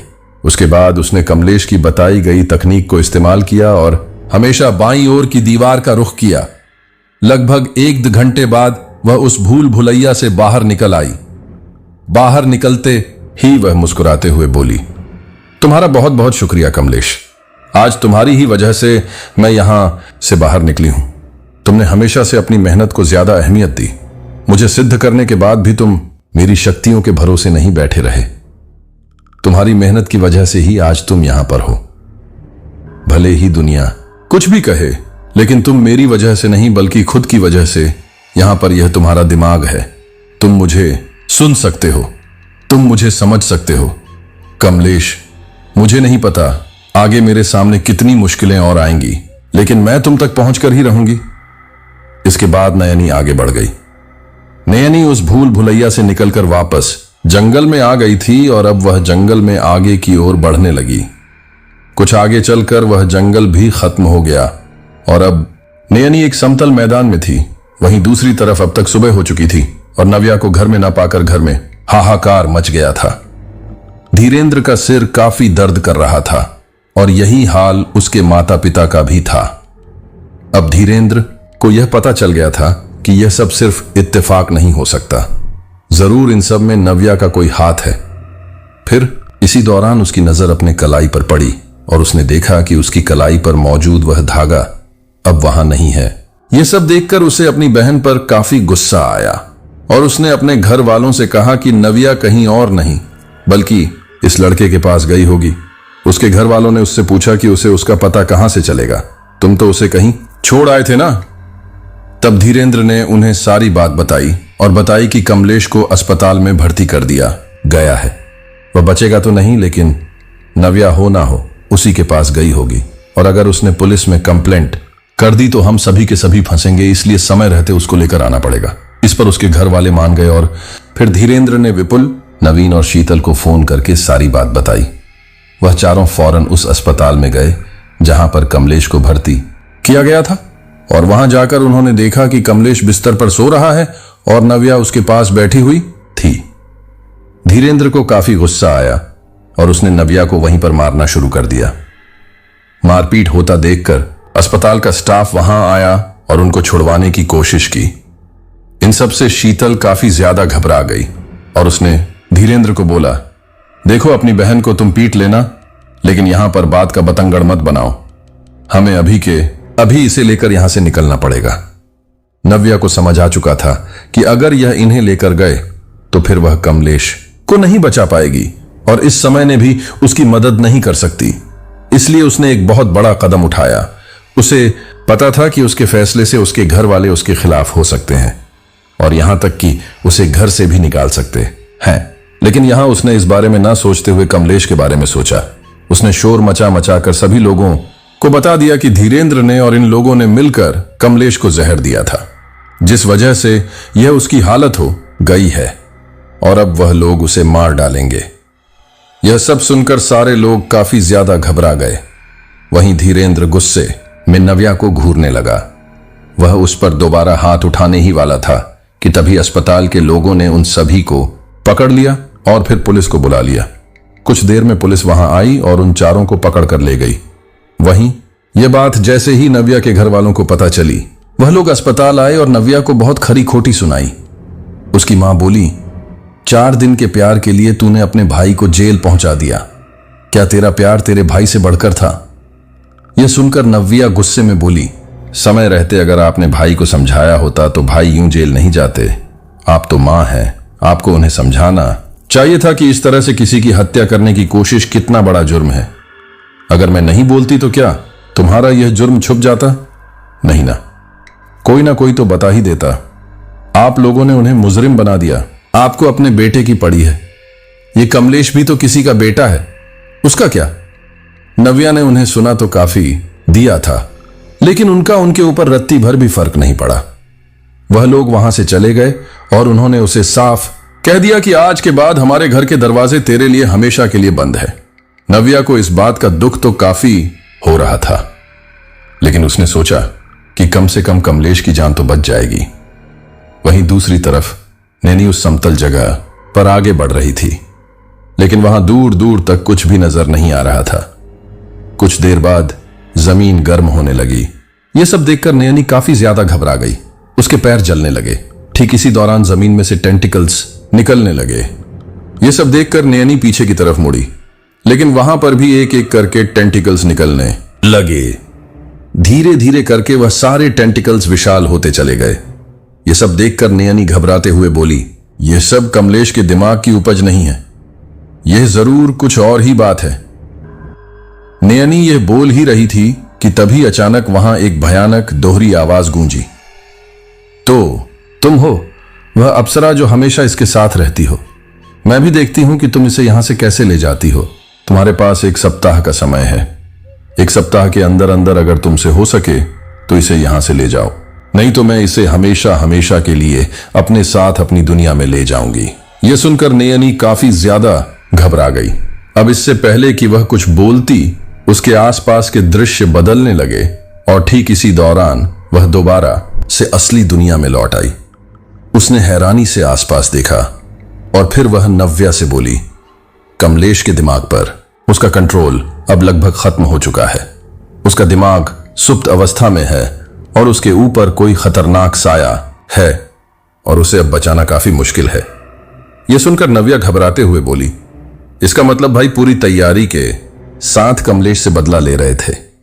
उन्होंने पहले कमलेश को आपसे दूर किया, फिर उसके बाद उनकी इस हालत में किसी शक्तिशाली प्रेत या फिर ऐसी ही किसी चीज को उनके ऊपर छोड़ दिया, जिसकी वजह से आज यह इस हालत में है। नैनी बोली, तुमने सही कहा, और फिर ज्यादा समय तक ऐसे ही रहने के कारण वह चीज इसके ऊपर बहुत अच्छे से अपना कंट्रोल जमा चुकी है। हमें कुछ करना पड़ेगा, नहीं तो हम कमलेश को हमेशा हमेशा के लिए खो देंगे। आखिर क्या करेंगे अब नयनी और नव्या कमलेश को बचाने के लिए? मैं जानता हूं जैसे मेरे अंदर यह तड़प बढ़ती जा रही है कि आगे आखिर कमलेश के साथ क्या हुआ और क्या नहीं, तो ऐसी तड़प आपके अंदर भी है और मैं आपको यकीन दिलाता हूं कि बहुत ही जल्द आपको इसका आगे का पाठ भी मिल जाएगा। अब क्योंकि स्टोरी हमारे पास जैसे जैसे चल के आ रही है, मैं वैसे वैसे ही आपको बताने की कोशिश करता जा रहा हूं ताकि आप भी स्टोरी में अच्छे से जुड़े रहे और यह नई हॉरर घटनाओं के बारे में जान सकें। क्योंकि आपने अक्सर हमेशा अप्सरा या प्रेत साधना और यक्षिणी की साधना के बारे में सुना तो है, लेकिन कभी इनके बारे में ज्यादा जाना नहीं है। लेकिन यहां पर जो घटना, जो स्टोरी चल रही है, उसमें इन दोनों ही चीजों का बहुत ही अच्छे से जिक्र है और इनको बहुत ही अच्छे से समझा और जाना जा सकता है। अब देखिए, हर स्टोरी के बारे में लोगों को लगता है कि वह झूठी कहानियां होंगी। तो देखिए, दावा तो हम कभी भी नहीं करते कि यह स्टोरी सच्ची है क्या झूठी, क्योंकि इन चीजों का सबूत नहीं होता है। जो इन चीजों को जानता है, जो मानता है, जो इनको महसूस करता है, वही केवल इनको समझ सकता है। हाँ, यह बात अलग है कि हम इस स्टोरी को इंटरेस्टिंग बनाने के लिए थोड़ी बहुत चीजों का इस्तेमाल करते हैं, लेकिन पूरी स्टोरी रियल घटनाओं से काफी ज्यादा इंस्पायर्ड होती है। तो आप परेशान मत होइए, बहुत ही जल्दी आपको इस अप्सरा साधना का अगला पार्ट भी जानने को मिलने वाला है। चलिए अब अपने कुछ साथियों के नाम लेते हैं। मेरा नाम है विराज और आज सुनाने वाला हूं ट्रक ड्राइवर्स की कुछ बेहद ही डरावनी घटनाएं, इसलिए कहानी को आखिर तक जरूर सुनिए। और अगर आपने चैनल अभी तक सब्सक्राइब नहीं किया तो सब्सक्राइब कर लीजिएगा। चलिए कहानी शुरू करते हैं। ये कहानी बिशन सिंह ड्राइवर की है। बिशन सिंह उत्तराखंड के एक पहाड़ी क्षेत्र के रहने वाले हैं। अब तो वह रिटायर हो चुके हैं क्योंकि अब उनकी उम्र हो चुकी है, ठीक से दिखाई भी नहीं देता और ऐसे में गाड़ी चलाना उनकी बस का काम नहीं रहा, इसलिए वह अब गांव में पोल्ट्री फार्म चलाते हैं। लेकिन एक वक्त था जब बिशन सिंह पहाड़ों की आड़ी टेढ़ी घुमावदार सड़कों में अपना ट्रक लेकर निकला करते थे। बड़ी शान थी बिशन सिंह की, क्योंकि उस वक्त ड्राइवरों और फौजियों को बड़ा सम्मान दिया जाता था और बिशन सिंह अपनी मूंछों के लिए भी बड़े ही प्रख्यात थे। जो उन्हें नाम से नहीं जानते थे वो उन्हें मूंछों वाला ड्राइवर के नाम से जानते थे। उनकी रोबदार मूंछों की शान तब और बढ़ गई जब सबको उनकी एक दांतों तले उंगली दबा देने वाली कहानी के बारे में पता चला। यह कहानी थी घूंघट वाली औरत के रहस्य की। एक दिन बिशन सिंह का ट्रक जंगलात के काम में लगा हुआ था। पहाड़ों में चीड़ के पेड़ों से लीसा निकाला जाता था, फिर उन्हें कनस्तर में भरकर ट्रकों में लोड करके लीसा गोदाम तक ले जाया जाता था। एक दिन में 2 चक्कर लग जाते थे बिशन सिंह के ट्रक के। जंगल से गोदाम, गोदाम से जंगल, बस यही रूट था। गोदाम भी सिर्फ 35 किलोमीटर के फासले में था। एक दिन बिशन सिंह के ट्रक ने अपने 2 चक्कर पूरे कर लिए थे तो शाम को लीसा ठेकेदार ने बिशन सिंह से तीसरा चक्कर भी लगाने को कह दिया, क्योंकि कुछ एक्स्ट्रा कनस्तर बच गए थे जिन्हें अलग से रखा गया था, क्योंकि बाकी के सारे ट्रक्स और मजदूर भी जा चुके थे और वहां पर सिर्फ 2 ही मजदूर बचे थे और बिशन सिंह का ट्रक आखिरी नंबर पर था, इसलिए ठेकेदार के पास और कोई ट्रक नहीं था। बिशन सिंह ने तीसरे चक्कर के 2 गुने पैसे लेकर काम करने को कह दिया और ठेकेदार मान भी गया। ठेकेदार ने बचे हुए लीस के कनस्तर बिशन सिंह के ट्रक में लोड करवा दिए और फिर वह 2 मजदूर भी ट्रक में चढ़कर बैठ गए। इस तीसरे चक्कर में जंगल से निकलते निकलते रात हो गई थी। खैर, बिशन सिंह उस जंगल से निकलकर हाईवे में आ गए और मध्यम गति से अपनी मंजिल की ओर बढ़ते चले गए। दोनों मजदूर भी बीच रास्ते में कहीं उतर गए। अब ट्रक में बिशन सिंह अकेले ही थे। लीसा गोदाम पहुंचकर उन्होंने अपने ट्रक को गोदाम के बाहर खड़ा किया और वहां के मजदूरों को आवाज दी और कहा कि ट्रक से लिसेंस स्तर उतार ले। उसके बाद बिशन सिंह पेशाब करने के लिए गोदाम के पीछे चले गए। जब वह वापस आए तो उन्होंने देखा ट्रक में अभी भी लिसेंस स्तर रखे पड़े थे। उन्होंने मजदूरों को फिर से आवाज दी और कहा कि यह कनस्तर उतार ले, नहीं तो वह उन्हें यहीं फेंक कर चला जाएगा। मगर बिशन सिंह को कोई जवाब नहीं मिला। अब बिशन सिंह का दिमाग खराब हो गया। वह गोदाम के अंदर घुसे तो देखा गोदाम में कोई नहीं था। गुस्से में वह गोदाम से जैसे ही बाहर निकले तो देखा उनके ट्रक के बगल में एक औरत खड़ी थी जिसने पुरानी सी लाल धोती पहनी हुई थी। गोदाम के बाहर एक बल्ब जल रहा था, इस वजह से वो औरत तो दिखाई दे रही थी मगर उसका चेहरा नहीं दिख रहा था, क्योंकि उसने में एक लंबा सा घूंघट डाला हुआ था। जैसे गांव देहात में औरतें घूंघट डालती हैं, बिल्कुल वैसे ही बिशन सिंह ने बड़े अदब के साथ उस औरत से पूछा, कौन हो बहन तुम? यहां क्यों खड़ी हो? तुम्हारे साथ कोई है नहीं? क्या उस औरत ने ना में सिर हिला दिया, पर वह कुछ बोली नहीं। बिशन सिंह बोले, अच्छा कहां की रहने वाली हो तुम? कहां जाना है तुमको? वो औरत फिर से कुछ नहीं बोली, पर उसने उंगली से इशारा करते हुए बताया कि उसे उस तरफ जाना है। बिशन सिंह ने देखा कि उस औरत को उसी तरफ जाना था जिधर बिशन सिंह का गांव था। बिशन सिंह ने उस औरत से कहा, अच्छा उधर जाना है, आओ ट्रक में बैठो, मैं तुम्हें वहां तक छोड़ दूंगा। इतना बोलकर बिशन सिंह ट्रक में चढ़ा तो देखा वह औरत पहले से ट्रक के अंदर बैठी हुई थी। बिशन सिंह उसे देखकर चौंक गए कि आखिर यह औरत इतनी जल्दी ट्रक के अंदर कैसे बैठ गई। अभी अभी तो यह बाहर खड़ी थी। फिर उन्होंने सोचा कि शायद उन्हें ही ट्रक में चढ़ने में टाइम लग गया होगा। खैर, बिशन सिंह ने ट्रक स्टार्ट किया और बढ़ गए अपने गांव की तरफ। उनके ट्रक में अभी भी लीस के कनस्तर भरे पड़े थे। बिशन सिंह सामने की तरफ देखकर ट्रक चला रहे थे, पर उन्हें महसूस हो रहा था कि वह औरत गर्दन घुमाकर उन्हीं की तरफ देख रही है। पर जब बिशन सिंह उस औरत की तरफ देखते तो वह सामने देख रही होती थी। बिशन सिंह को बार बार यही लग रहा था कि वह औरत घूंघट के पीछे से उन्हें ही घूर रही है। बिशन सिंह के लिए वह सिर्फ एक औरत थी, जिससे डरने की उनके पास कोई वजह नहीं थी। भूत प्रेत पर वह यकीन नहीं करते थे। बिशन सिंह को मालूम था कि अगर वह उससे कुछ भी पूछेंगे तो वह और औरत कोई जवाब नहीं देगी, बस कोई इशारा कर देगी। इसलिए बिशन सिंह ने उससे कहा, बहन, यह अगले पुल को पार करने के बाद मेरा गांव आ जाएगा।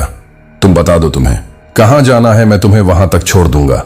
उस औरत ने हाथ सामने की ओर उठाकर उंगली से एक गांव की तरफ इशारा किया। बिशन सिंह ने उस तरफ देखा जिस तरफ वह पॉइंट कर रही थी। ऊपर पहाड़ की तरफ एक गांव था। बिशन सिंह को बड़ा आश्चर्य हुआ क्योंकि वह गांव तो बिशन सिंह का ही था और बिशन सिंह ने उस औरत को कभी अपने गांव में नहीं देखा था, जबकि बिशन सिंह अपने छोटे से गांव के हर सदस्य को अच्छी तरह से जानता था। बिशन सिंह उस औरत से और सवाल पूछना चाहते थे, लेकिन उन सवालों के जवाब सिर्फ बोलकर ही दिए जा सकते थे और वह औरत बोलने वाली तो थी नहीं।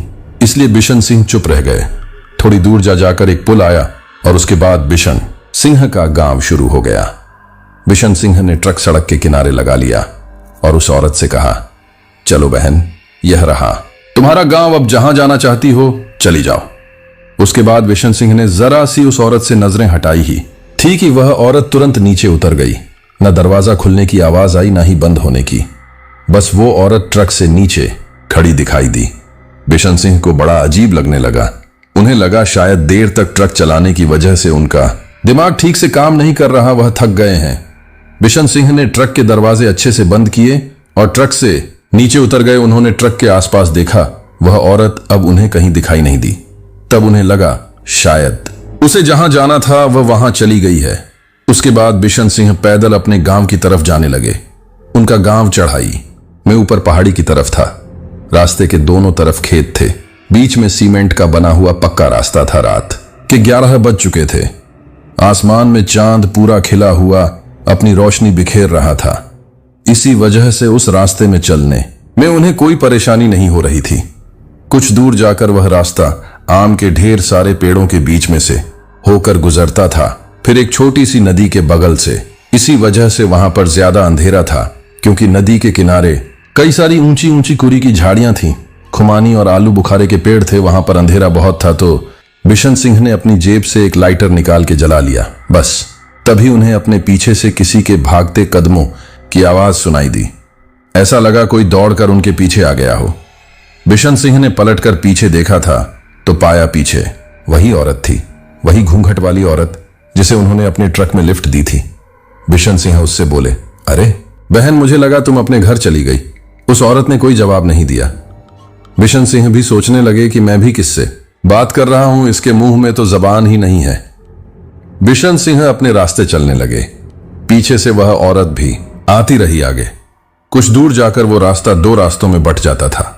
एक रास्ता तो ऊपर पहाड़ी में छानो नाम की जगह की तरफ जाता था जहां बिशन सिंह का घर था, और दूसरा रास्ता सेड़िया नाम की जगह की तरफ जाता था जहां कई सारे घर थे। बिशन सिंह को लगा कि वह औरत उसी तरफ जाएगी क्योंकि उस रास्ते में ढेर सारे मकान थे, वह उन्हीं में से किसी में रहती होगी। मगर वह औरत उस दूसरे रास्ते में नहीं गई, बल्कि बिशन सिंह के पीछे पीछे बिशन सिंह के घर वाले रास्ते में चलने लगी। पता नहीं कहां जाना है इस पागल को, बिशन सिंह ने मन में सोचा और अपने रास्ते चलने लगे। बिशन सिंह के घर के पीछे से एक और रास्ता दूर एक गांव की तरफ जाता था। बिशन सिंह को लगा कि वह शायद उसी रास्ते में चली जाएगी। थोड़ी देर में बिशन सिंह का घर आ गया। बिशन सिंह अपने घर के आंगन में गए और पलटक पीछे देखा तो देखकर फिर हैरान हो गए क्योंकि वह औरत उनके आंगन के बाहर खड़ी थी। बिशन सिंह लगभग गुस्सा करते हुए बोले, अरे बहन, यह मेरा घर है, तुम्हारा रास्ता उस तरफ है, यहां मैं अकेला रहता हूं, जाओ यहां से, अपने घर जाओ। अजीब पागल औरत है। इतना कहकर बिशन सिंह ने अपने घर का ताला खोला और अंदर घुस के दरवाजा बंद कर लिया। कुछ देर बाद उन्होंने खिड़की का पर्दा हटाकर बाहर देखा। वह औरत अभी भी बाहर ही खड़ी थी। चारों तरफ अंधेरा था। घर के बाहर जल रहे छोटे से बल्ब की रोशनी में वो औरत खड़ी बिल्कुल भी नहीं डर रही थी। बिशन सिंह ने सोचा भाड़ में जाए, क्योंकि बिशन सिंह उसकी कोई और मदद नहीं कर सकते थे। वैसे भी वह घर पर अकेले थे और ऐसे किसी अजनबी औरत को वह घर पर नहीं रुकवा सकते थे। बिशन सिंह अपने बिस्तर में घुसे और सोने की कोशिश करने लगे। अभी उन्हें बिस्तर में लेटे हुए बस कुछ ही मिनट्स हुए थे कि बाहर से उन्हें उस औरत के कदमों की आवाज सुनाई दी। वह चलते हुए दरवाजे के पास आई। बिशन सिंह को लगा कि दरवाजे में दस्तक होगी, मगर कोई दस्तक नहीं हुई। वह औरत दरवाजे के बाहर चुपचाप खड़ी रही। कुछ देर तक तो सब शांत रहा, फिर अचानक से दरवाजे पर जोर जोर से दस्तक होने लगी। वह औरत दरवाजे पर जोर जोर से ठोक रही थी। बिशन सिंह अब गुस्से से उठे और उन्होंने दरवाजा खोला और लगभग वह उस औरत को डांटने ही वाले थे, मगर वह एकदम से चुप हो गए क्योंकि दरवाजे पर गांव के 2 आदमी खड़े थे। बिशन सिंह ने उन दोनों आदमियों के पीछे देखा। आंगन के अंधेरे कोने में वह औरत चुपचाप सिर पर घूंघट डाले खड़ी थी। बिशन सिंह ने फिर उन दोनों आदमियों से पूछा कि क्या बात है, इतनी रात में यहां क्यों आए हो? तो एक आदमी बोला, बिशन सिंह, जंगल से एक औरत लापता है क्या? तूने उसे देख? बिशन सिंह ने एक नजर पीछे आंगन में खड़ी उस औरत को देखा, फिर उन दोनों आदमियों से पूछा, क्यों, क्या बात है? तब दूसरा आदमी बोला, वो औरत शाम से दिखाई नहीं दे रही है। बिशन सिंह और जंगल में लीसा ठेकेदार को किसी ने दरात से काट डाला है। बिशन सिंह हैरानी से बोला, क्या मैं आज शाम ही तो उस ठेकेदार से मिला था, वो मर गया क्या? वह आदमी बोला, हाँ, उसका कत्ल हो गया है, जंगल में उसकी लाश मिली है। सबको शक है कि उसी औरत ने ठेकेदार का खून किया है। बिशन सिंह बोला, शक है तो पुलिस के पास जाओ, मेरे पास क्यों आए हो? वह आदमी बोला, बिशन सिंह, मामला पुलिस के पास पहुंच चुका है, हम यहां तेरी भलाई के लिए आए हैं। बिशन सिंह बीच में बोला, मेरी भलाई क्या मतलब है तेरा? वह आदमी बोला, देख बिशन सिंह, उस औरत को एक गांव के आदमी ने तेरे ट्रक से नीचे उतरते हुए देखा है। तू बस बता दे कि वह औरत कहां है, या तूने उसे कहां छोड़ा, या फिर वह अभी तेरे साथ तेरे घर पर तो नहीं? बिशन सिंह ने एक नजर उस औरत की तरफ देखा। वह अभी भी वहीं उस अंधेरे कोने में चुपचाप खड़ी थी। दूसरे आदमी ने बिशन सिंह को बार बार पीछे अंधेरे कोने में देखते हुए देख लिया था, तो उसने भी पलटकर उस कोने की तरफ देखा। तभी बिशन सिंह उन आदमियों से बोला, देख मेरी बात सुन, मैंने उस औरत को नीचे सड़क में छोड़ दिया था, उसके बाद वह कहां गई मुझे नहीं मालूम। वो दूसरे आदमी को शक हुआ कि बिशन सिंह कुछ तो छुपा रहा है। वह उस अंधेरे कोने की तरफ जाने लगा। बिशन सिंह ने उस आदमी को उस औरत की तरफ जाते हुए देखा। वह आदमी उस अंधेरे कोने में जाकर अच्छी तरह से देखकर वापस लौट आया। बिशन सिंह को बड़ा आश्चर्य हुआ कि उस आदमी ने उस औरत को क्यों नहीं देखा। अब उसको थोड़ी सी गड़बड़ लगने लगी। उसने दूसरे आदमी से कहा, तू वहां क्या देखने गया था? तो वह आदमी बोला, मुझे लगा तूने उस औरत को वहां उस कोने में पेड़ के पीछे छुपा रखा है। बिशन सिंह उस औरत की तरफ शक भरी निगाह से देखते हुए बोला, तो क्या तुझे वह औरत वहां खड़ी दिखाई नहीं दी? वह आदमी हैरानी से बोला, कहां खड़ी है वह औरत? बिशन सिंह ने उंगली से उस अंधेरे कोने की तरफ पॉइंट करते हुए कहा, वहां उस कोने में। दोनों आदमियों ने उस कोने में देखा। फिर एक ने उस कोने में टॉर्च की रोशनी डाली और अच्छे से देखते हुए बोला, वहां तो कोई नहीं है। बिशन सिंह को बड़ी हैरानी हुई। वो बोला, अब वो खड़ी तो है, वह औरत बिल्कुल उस कोने में तुम्हें दिखाई नहीं दे रही। वह आदमी बोला, बिशन सिंह, क्या तू पागल हो गया है या हमें पागल समझ रहा है? वहां कोई नहीं है। बिशन सिंह के माथे पर पसीना आने लगा। उसे घबराहट होने लगी कि जिस औरत को वह जीती जागती औरत समझ रहा था, वह कोई भूत है। बिशन सिंह ने उन दोनों आदमियों से कहा, भाई देख, जिस औरत को मैं अपने ट्रक में लेकर आया, वो यही औरत है। ये मेरे पीछे पीछे यहां तक आ गई है। जिस आदमी ने इसे मेरे ट्रक से नीचे उतरते हुए देखा और जिसने ठेकेदार